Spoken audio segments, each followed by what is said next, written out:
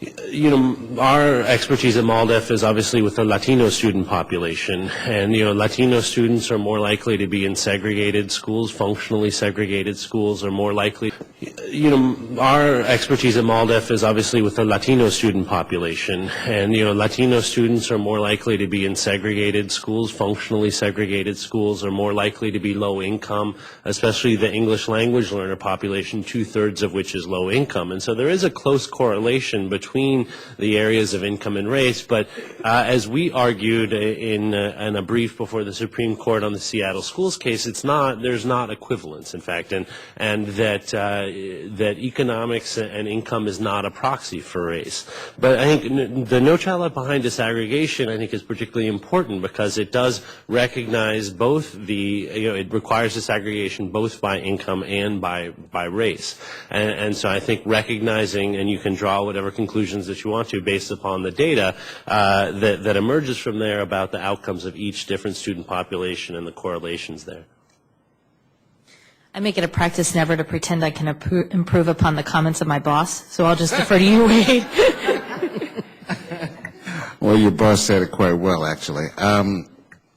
Look, issues that stand at the intersection of race, poverty, and class are among the most intractable in American life, okay? That problem is compounded where there is a lack of political will or a commitment, a fundamental commitment to the resolution of the problem. Thirdly, historically, immigrants and people of color have been scapegoated for the social ills of the day, no matter what those ills are. And admittedly, on the issue of education, there are challenges that are posed in providing educational opportunity for people who start off at different places in life. If you really believe that the family is the first and best school and the parent is the best teacher, and that students have to come prepared for education because they've been read to from the time that they're 2 until the time that they're 5, and they're given all sorts of emoluments that we take for granted in family life, then recognize that when kids get to school and have not had those advantages, they're going to be in a very different place from those who have.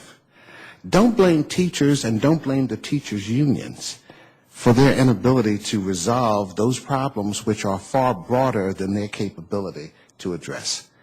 And don't be surprised if kids are not prepared to read when their parents can't read. So, I understand that we need adolescent literacy. We need adult literacy. We got kids coming home, parents coming home to kids, and they can't read to their kids because they themselves can't read. And if that is a fundamental tool for preparation, then you have to deal with it. So I thought Governor Wise was quite correct in drawing a link between civil rights and economic interests and democracy. I think those interests are truly there. I think what gives us the ability to make a difference now, in contrast to some of the years past, is that you now have a convergence of interest that goes beyond the traditional, coalitions that have come together. Peter correctly mentioned the business community. The business community is now driving a part of the energy for driving educational reform.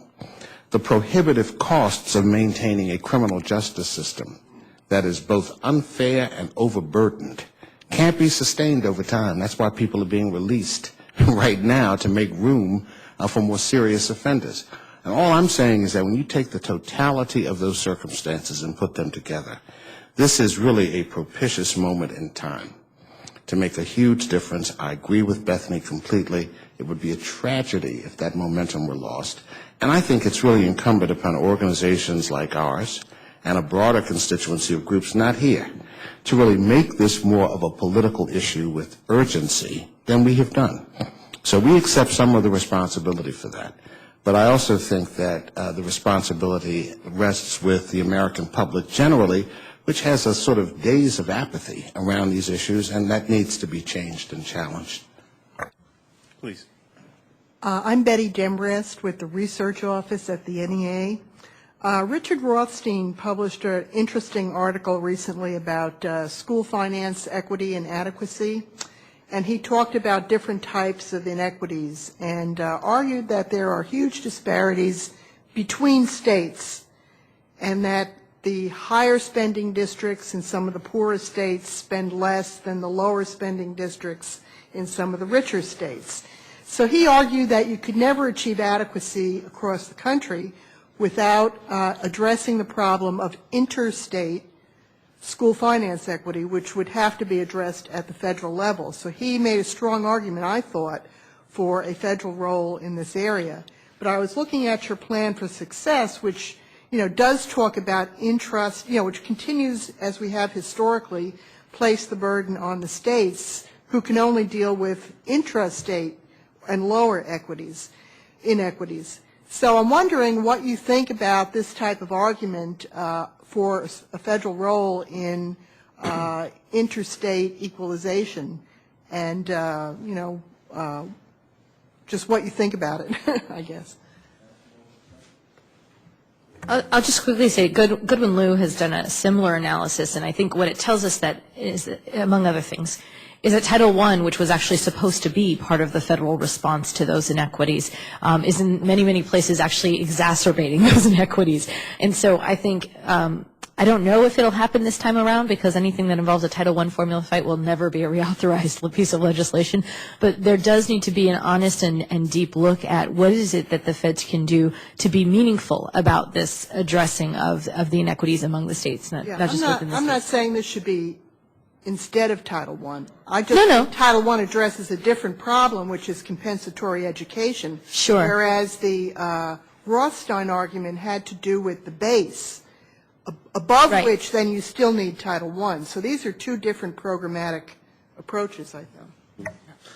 I think that's a tremendous point, and we, I think, would be supportive of such sort of funding equity legislation. Unfortunately, I do think in the context of this reauthorization, it's going to be a challenge. I do think that under the current structure of Title I is that it does intend to sort of identify underperforming populations and then leave the solutions to the states. And at least in the intrastate, that when you have disparities between schools or between districts, that that it focuses upon the outputs in order to give flexibility for localities to identify the inputs that are lacking. And clearly, one of those is going to be resources.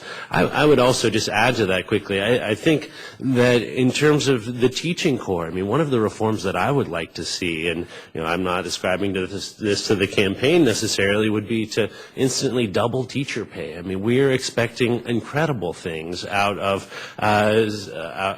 basic, incredibly dedicated teachers, but we do see 50% of teachers leave in their first 5 years because of the conditions. And I think part of that is that we need to pay teachers like professionals.